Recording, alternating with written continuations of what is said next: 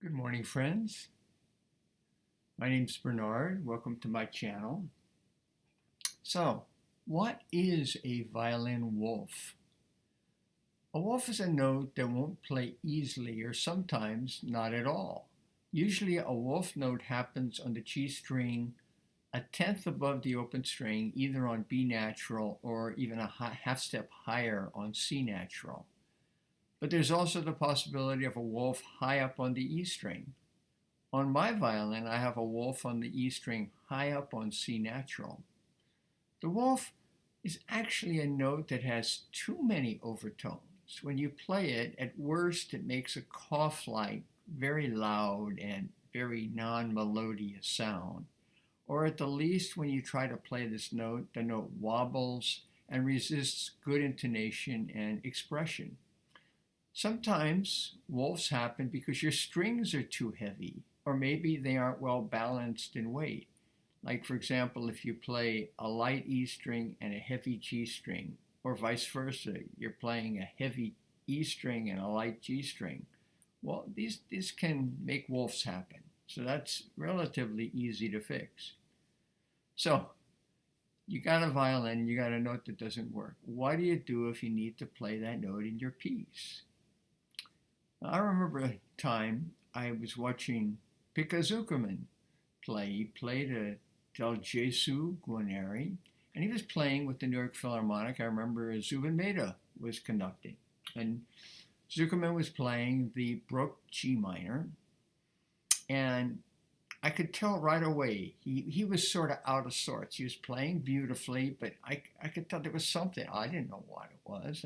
He went through the first and second movements, pretty good shape, everything fine, beautiful playing. Then he came to the last movement, and there's this passage where there's this big solo line for the violin. And I sort of had some sort of, I guess, violin instinct. I said, I wonder if he's got a problem on his G string.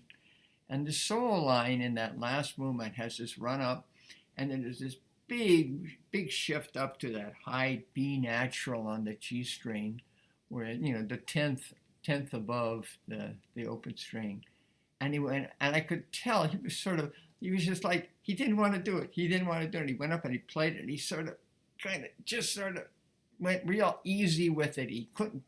This is a note that should be played really forte and with all your passion and energy, and he sort of kind of just like somebody called he just kind of a little apologetic and got rid of the note. And I realized, oh my God, he had sort of a disgusted look on his face while he was doing it. He was so angry. At any rate, he got through it. But that's an example of having a problem. And I assume he's still playing that same Guarneri that he had. He still plays a fantastic sounding Guarneri.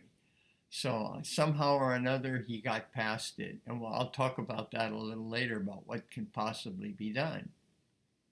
So on your violin, or if I had the violin, if there's a note on the G string that's not working properly, there's a couple of possibilities. First of all, you can just avoid it. Play that note and maybe the passage before or after, either on the D string or A string. Maybe it's okay. You can get past it. Another possibility is to play that wolf note with a strong finger, like let's say a third finger, and at the same time hold your first finger down, lower down on the G string. So you basically got two fingers down. And something, I don't know what the acoustics of that is, but I've had success holding that one finger down, putting a lot of pressure on the first finger, and then playing the wolf note with another finger, and it'll work. It's frustrating and it's an extra thing to think about, but it's at least a solution. And what about the wolves on the E string? This is very hard, especially if the music makes me, requires that I play softly. Because, if you just play really lightly, the thing's still not going to work. Usually the note is only wolfing on the exact perfect intonation. But it's painful to my musical integrity to have to play a little sharp or a little flat to make the note work. So What I've done on my violin, I've figured out that since it's an overtone, it's excess overtone, if I make my sound post a little bit tighter, especially right there, it's very close on the E string side, I can control that. So what I do is I put my sound post in with extra pressure. It can't be excessive, but it's got to be very firm. And since I've learned how to manipulate my sound post myself, I can adjust the sound post to make sure of it. And of course, as you know, violins are flexible. They change, the settings change depending on the weather conditions. If it's very dry or it's very humid, and that can make the wolves a little bit easier or a little bit worse. So, what to do if none of these remedies solve your violin wolf problem?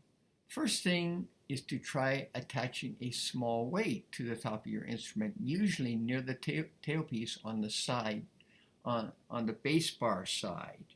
And what you do is you put this little thing on, it kind of sticks to the top, and you move it around, and at a certain place, you can even do it with your finger, or have a friend touch the top of the top plate right there in that area as you're playing just whatever that note is, and sometimes you'll find the exact right spot.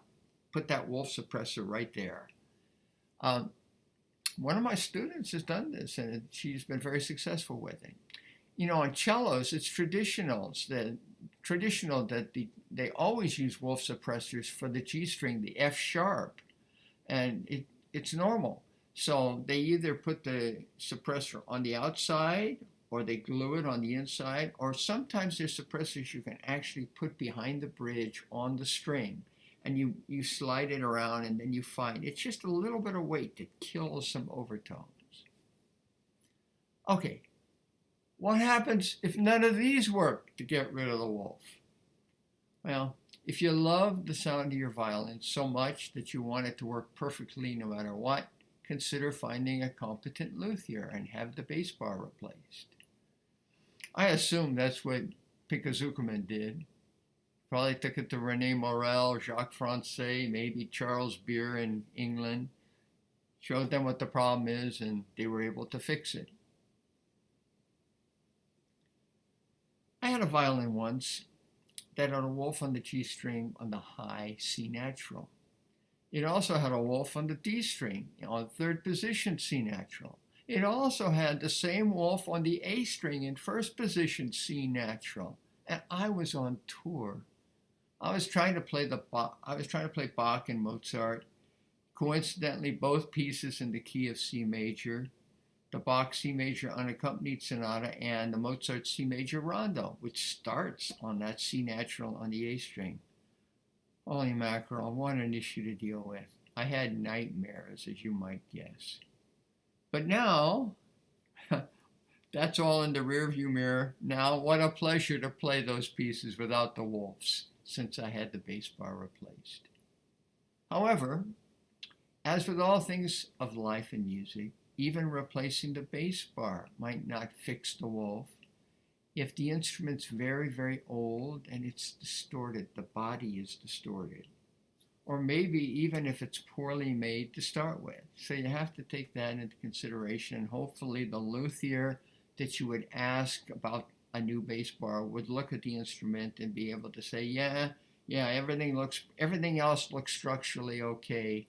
I think we can, make the bass bar work better. But I'd say in general, wolves are usually the result of a poorly fitted bass bar. Either it's too heavy or the tension of the bar isn't right. The final solution, if all your efforts fail, is getting a different instrument to play on. Thanks for listening. If you liked the video, please give it a thumbs up. If you haven't subscribed, please do. And have a great day.